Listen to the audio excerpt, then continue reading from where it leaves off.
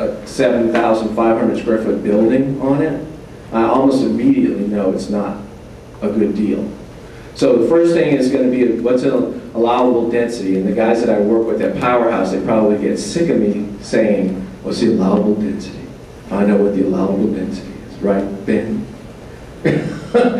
Yeah. How easy is that to find out? All you got to do is go to the city and where the property is located and ask what the zoning is, and then they'll tell you what the zoning is. I just, you know, I'm not too proud. I'll say, I don't know what I'm doing here. What's the allowable density? And what's the zoning? They'll tell you. And then they kind of want you to go away. And you say, can I do mixed use here? And then they'll say, yeah. And then you say, what's the allowable density? Sometimes they won't know that. You're phrasing in a way they don't understand. You say, how much building can I build here? And then they'll kind of tell you. And that's the answer. And so that's the first thing a developer's going to want to know. And then they're going to want to know, obviously, things that are crucial to any commercial building. Where is it located? Can you get in and out of it easily? Developer's going to be concerned about, can I park it? But place enough parking there to build a building that will make economic sense. But those are the things the developer will figure out. The first thing, the most important thing for a broker or a salesperson to tell the developer so he won't have to do it is what's the allowable density.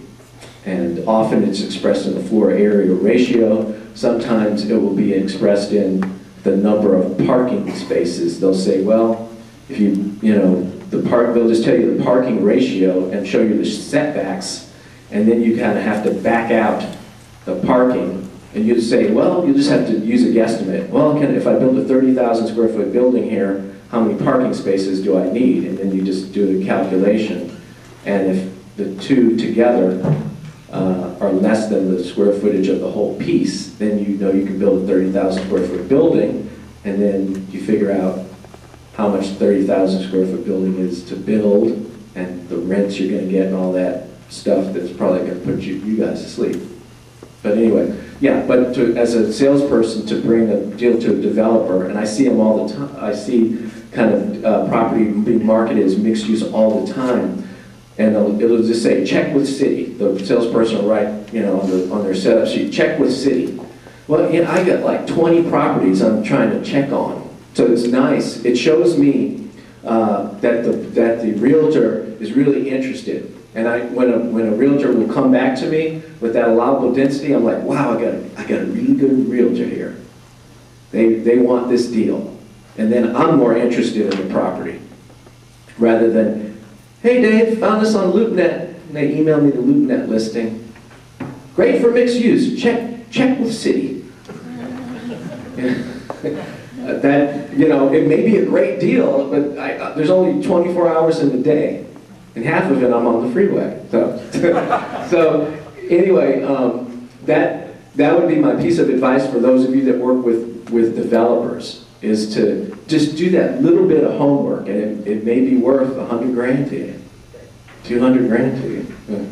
Yes, sir.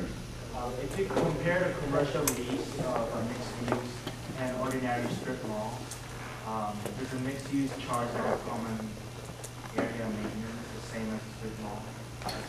The common area maintenance fees? Yeah. Probably. Yeah, it's not going to be a significant difference there. Just the design is different. Yeah. Because it seems like there's less parking there and less maintenance. So some of it would be covered by the residential units. Well, the residential and retail or residential office are typically kept separate, even the parking. You've got to separate in a mixed use. You've got to separate the retail from the residential as far as parking. Another thing that I didn't mention is we're talking about mixed use, and what comes to most people's mind is one building, right, with residential and commercial in the same building. But there are mixed use projects those are vertical. They call them vertical mixed use. There's something called horizontal mixed use. There's a lot of it in Irvine, where the uses are still in separate buildings, but they're near to each other. So there's a complex down the street from where I live. I live off Jamboree, and there's a ton of apartments over there, and there's a few high-rise office buildings over there, and there's between the apartments and the high-rise office buildings, and there's some high-rise condos next to the high-rise office buildings, there's a retail center. It has Houston's and Ruth's Chris Steakhouse, and how many people know what I'm talking about?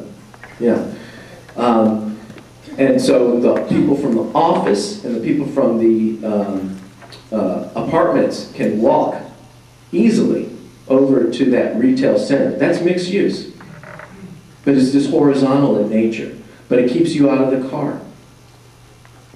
It's very convenient, it's clean, it's nice. It's a nice experience going over there. So in a place like Irvine, which is a master plan community, they plan for that. Because it's a suburban area, the initial planning, I don't believe, included buildings with high density, like the office buildings coming up right now and the condos that came up a few years ago. I think the first general plan was more of a horizontal mixed-use nature, but it was always a mixed use. And Irvine, I think, has been pretty successful. They have their parking issues. When I go get my coffee in the morning at Starbucks, I'm still dodging cars. It's just, it's amazing. You'd think cars designed the places we live because they're so car friendly, rather than people. You think cars had the brains and they designed everything.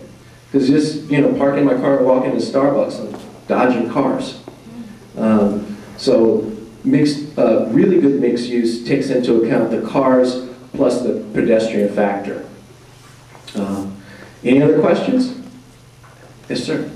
I just wonder which is more popular, like commercial and office building upstairs, or commercial downstairs and residential upstairs. Which is more popular? Yeah. I see more retail and residential, and the office component is kind of usually, in my experience, thrown in. Let's do some office there too. We can do some office. But the retail and the residential are usually, in my experience, the two that are most often combined together. Now, often you'll see all three. Is it because it will be more profitable to the developers? That's why they have it downstairs commercial, upstairs residential? More profitable?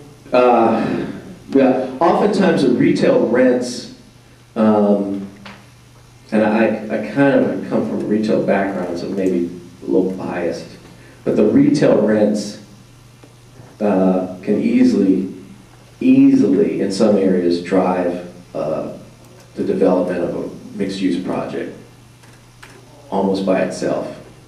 If the retail rents are high enough, and then in retail rents often, you get triple net, plus you get often in some areas, if the market allows you get a percentage of the gross sales. The owner, the landlord gets a percentage of the gross sales.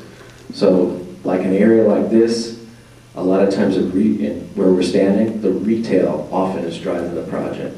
And the residential is, that's nice. Yes, sir.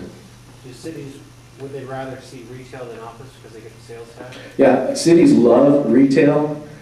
Cities like mixed use. One reason they like mixed use, not only the sales tax from the retail, but imagine if you're living by retail and you're living near your job that has retail near it, it's all in one place. It's much more of a 24-hour center, which is more retail sales. Imagine if you live in an urban loft and there's